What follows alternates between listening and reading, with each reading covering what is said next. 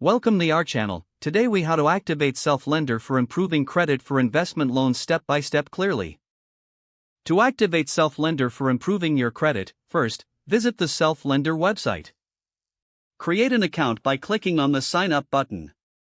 Enter your personal information as prompted, including your name, email, and password. Confirm your email address by checking your inbox for a verification link. Once verified, log in to your new account. Choose a credit builder loan that fits your financial goals and budget. Review the terms and conditions carefully before proceeding. Provide any required information, such as your social security number and bank details. Submit your application for the credit builder loan. Wait for approval, which usually occurs within a few minutes. Once approved, you will receive instructions on how to fund your loan.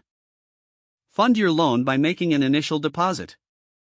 Self-Lender will then open a secured savings account in your name. Each month, make your scheduled loan payments on time. As you make payments, Self-Lender reports your payment history to credit bureaus.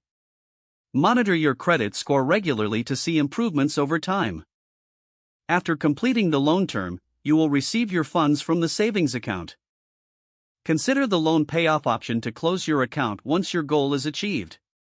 By following these steps, you can effectively use Self-Lender to improve your credit for future investment loans. If the page does not load, refresh the browser or try again in a private or incognito window.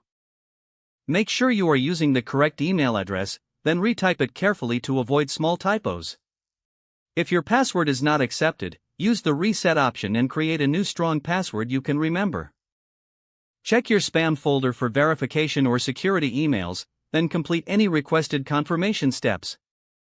Enable two-factor authentication if available to improve account security and reduce unauthorized access risk. After signing in, review your profile details so your contact information and settings are accurate and current.